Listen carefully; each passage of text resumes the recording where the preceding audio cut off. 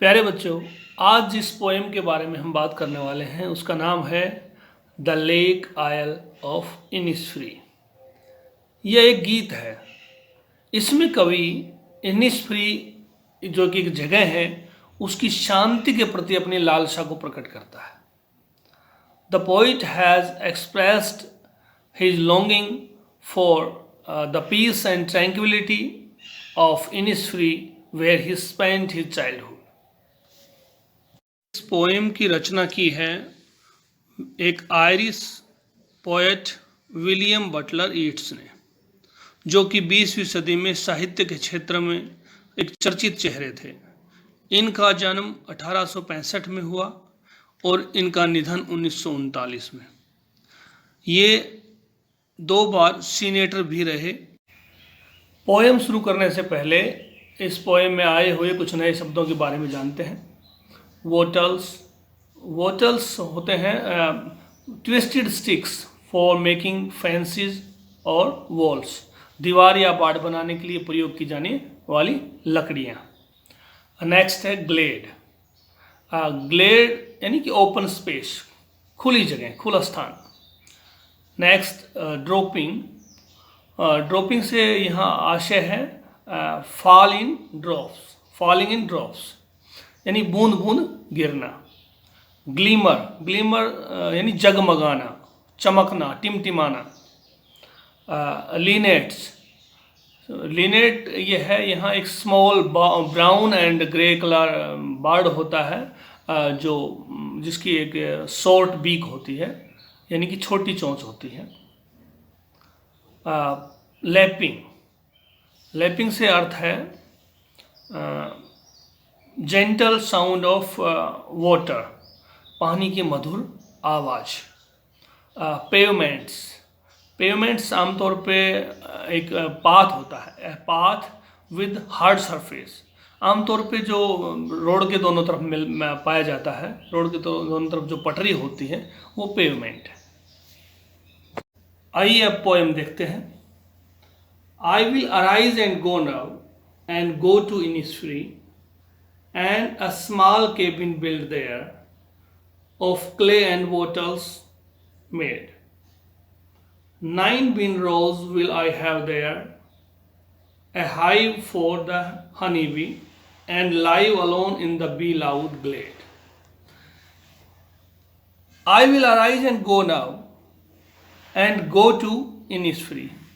मैं अभी उठूँगा और उठकर जाऊँगा और इनिसफ्री जाऊँगा। इनिसफ्री जहाँ कवि का बचपन बीता था उस स्थान के प्रति लालसा है उनकी, और वो कहता है कि मैं अभी उठ करके इनिसफ्री जाऊँगा। And a small cabin build there of clay and wattles made, और वहाँ जाकर एक छोटी सी कुटिया बनाऊँगा गारे और मिट्टी से और लकड़ियों से। 9 bean rows will I have there, और वहाँ पर मैं सेम के पौधों की नौ पौधों की लाइनें बनाऊंगा यानी पंक्तियां बनाऊंगा, और वहाँ एक छत्ता भी होगा यानी मधुमक्खियों का एक छत्ता भी होगा जो उसे बड़ा पसंद है। और and live alone in the bee loud glade, और वहाँ मधुमक्खियों के शोर में अकेला उस खुले जगह पर, खुले स्थान पर रहूँगा।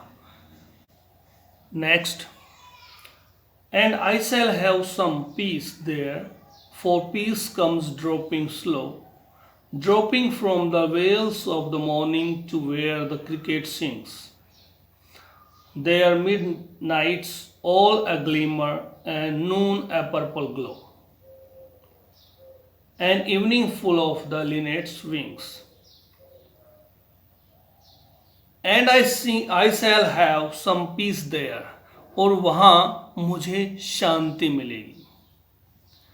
For peace comes dropping slow, dropping from the veils of the morning, क्योंकि शांति है वो धीमे धीमे आती है और वह सुबह के घूंघट को उठाकर आती है, यानी जैसे ही सुबह होती है तो शांति आती है। To where the cricket sings, और जहाँ पर झिंगुर गाते हैं, यानी उस स्थान पर झिंगुर हैं जो गुनगुनाते रहते हैं, गाना गाते रहते हैं। There midnight's all a glimmer, और वहाँ की अर्धरात्रि जगमग होती है, जगमगाती हुई अर्धरात्रि होती है वहाँ। And Noon A purple glow, और बैंगनी चमक के साथ वहाँ का दोपहर चमकता है, वहाँ बैंगनी चमक होती है दोपहर में। And evenings full of the linnet's wings, और शाम के समय लिनेट्स यानी जो छोटा सा भूरा और स्लेटी रंग का जो पक्षी होता है वो बहुत अधिक संख्या में वहाँ दिखाई देते हैं शाम के समय। तो कवि की कामना है कि वो वहाँ रहेगा, उसे शांति मिलेगी, और सुबह उसे बहुत, जो सुबह का जो मौसम होता है सुबह का, वो बहुत ही शांत होता है, उसे बड़ा पसंद है। और कहता है वहाँ जो झिंगुर हैं वो गाना गाते हैं, वहाँ की अर्धरात्रि जगमग होती है, वहाँ का दोपहर बैंगनी चमक के साथ होता है, और शाम के समय वहाँ पर लिनेट पक्षियों की भरमार होती है। Next, I will arise and go now, अब मैं उठूंगा और जाऊंगा। For always night and day, हमेशा के लिए, दिन और रात के लिए। I hear the lake water lapping with low sounds by the shore, while I stand on the roadway or on the pavement's grey, I hear it in the deep heart's core.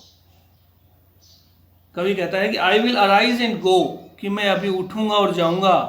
For always night and day, यानी हमेशा के लिए वहाँ चला जाऊंगा, दिन रात के लिए वहाँ चला जाऊंगा।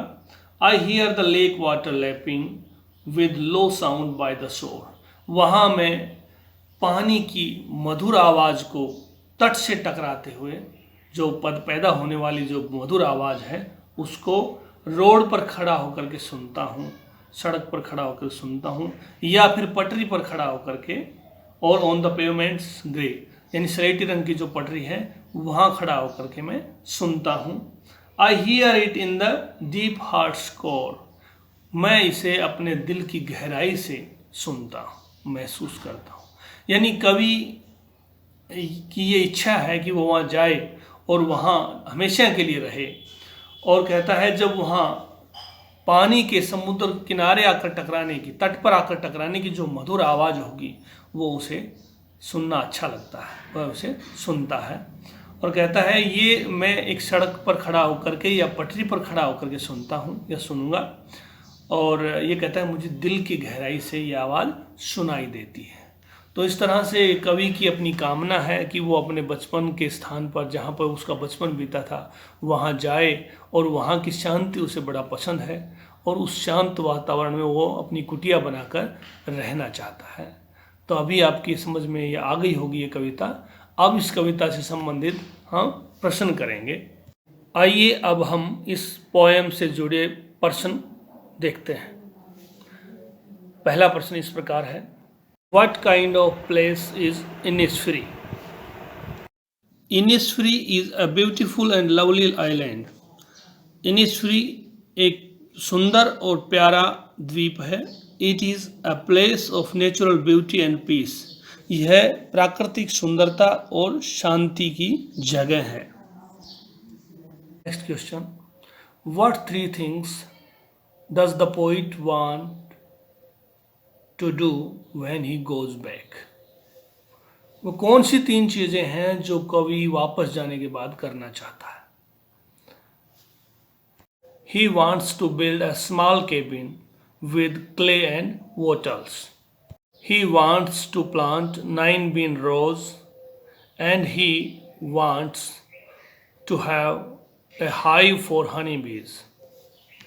यानी कि वो वहाँ जाने के बाद एक झोपड़ी बनाना चाहता है जो वोटल्स और गारे से बनेगी।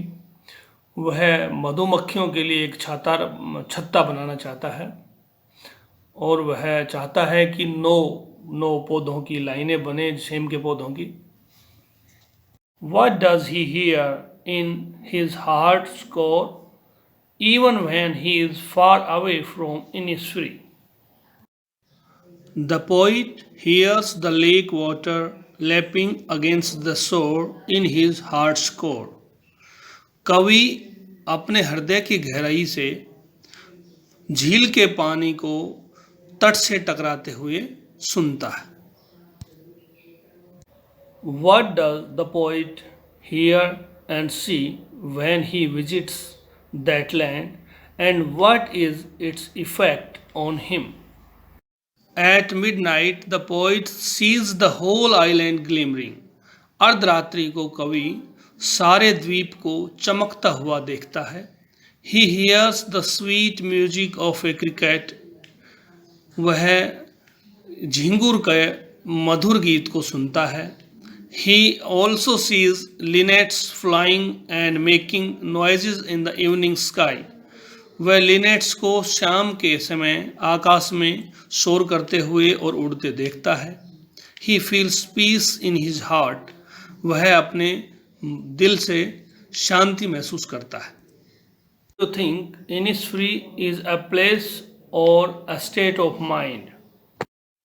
Innisfree is both an actual place and also a state of mind. Innisfree वास्तविक स्थान और दिमागी स्थिति दोनों ही हैं। The poet had spent his childhood at Innisfree. कवि अपना बचपन Innisfree में बिता चुका था।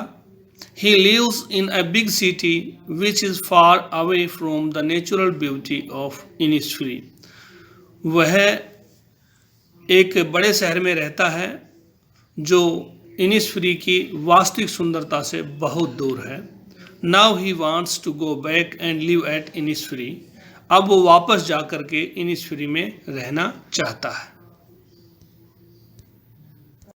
What is the theme of the poem The Lake Isle of Innisfree?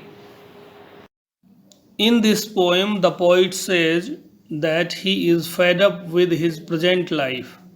इस कविता में कवि कहता है कि वह वर्तमान जीवन से फेड अप हो चुका है। He belongs to live at peaceful and beautiful place. वह शांत और सुंदर जगह पर रहने की इच्छा रखता है। Then he thinks about Innisfree where he spent his childhood. तब वह इनिसफ्री के बारे में सोचता है जहां उसने अपना जीवन बिताया। One enjoys life fully at such a beautiful and peaceful place. व्यक्ति ऐसे सुंदर और शांत स्थान पे जीवन का पूरा आनंद लेता है। तो ये थी poem the lake isle of Innisfree. आशा है आपकी समझ आई होगी। नमस्कार।